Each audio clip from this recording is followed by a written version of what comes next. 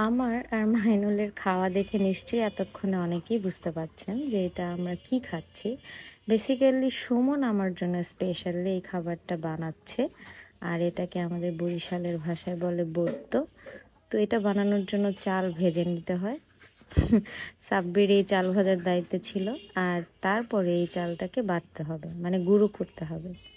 তো এই জন্য অনেকেই লেগে পড়েছে। সুমন এটাকে বাটতেছিল, আর ওরা তার ফাঁকে ফাঁকে নিয়ে নিয়ে খাচ্ছিল। তো অনেক চাল ছিল, সুমন একা আর পেরে উঠছিল না।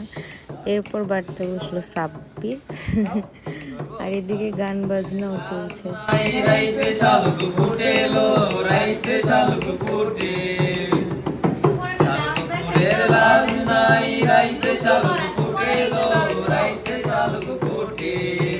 চাল তো গুঁড়ো করা হয়ে গেছে, এখন রান্নার পালা।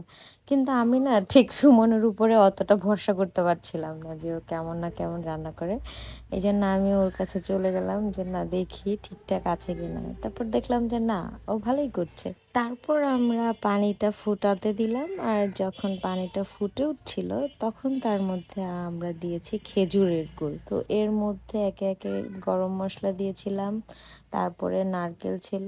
নারকেলটাও অবশ্য সুমনই করেছে, কোরানো বলে কুড়িয়েছে।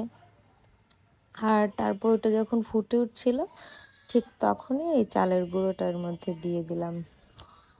তো সুমন কিন্তু দেখেন ভালোই রান্না পারে, ওর বউয়ের না কষ্ট হবে না। তবে এই ক্রেডিট হচ্ছে ওর মায়ের, মানে আমি ওকে শিখিয়ে টিখিয়ে দেই, আর ওরও না অনেক আগ্রহ আছে। আমি যখন রান্না করি ওনা পাশে দাঁড়িয়ে দাঁড়িয়ে দেখে যে কিভাবে রান্না করি। তো এটা মোটামুটি হয়ে গেছে, এখন একটু ঢেকে রাখবো।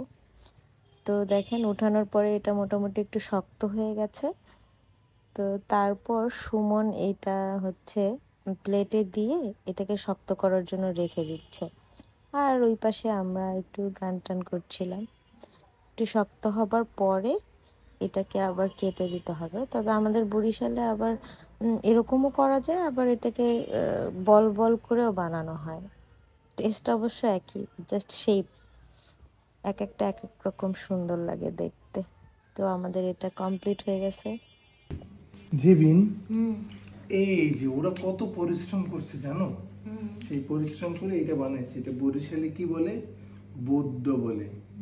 আর এটার অন্য কোনো আমার ভাষা তো সিলেট, আমি জানি না যে এটাকে কি বলে, বৌদ্ধ বলে, এটা তো আমি জানি। বুঝলাম যেটাকে বৌদ্ধ বলে। হ্যাঁ, তারপর এটা চালের গুঁড়ি দিয়ে কি যেন। তো আমি কি করব? টেস্ট করো।